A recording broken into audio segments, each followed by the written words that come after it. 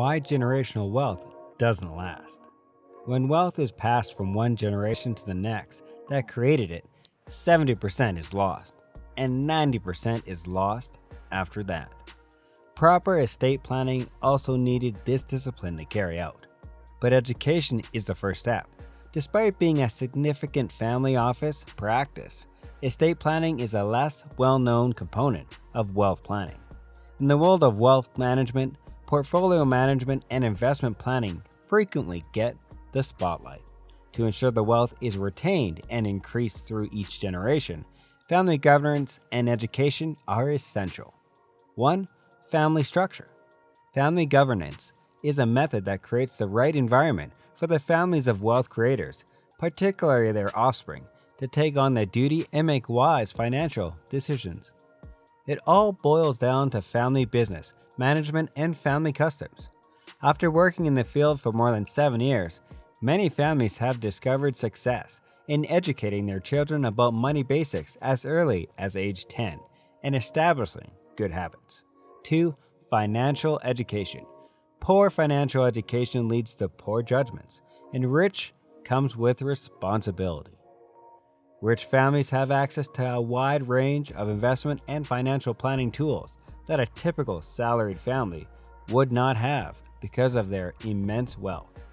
In the area of trust and estate planning, understanding the various kinds is particularly important. After the first generation, they typically spend their time sustaining it rather than expanding it. Someone loses their inheritance every generation, either because of poor management, excessive spending, or merely terrible investments. 3. Enlightenment and inheritance. Maintaining a wealth is challenging due to all of those additional considerations.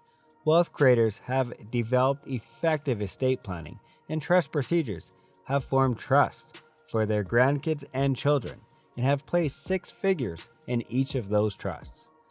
Drive, desire, mission, and ambition are necessary for moving up the social ladder.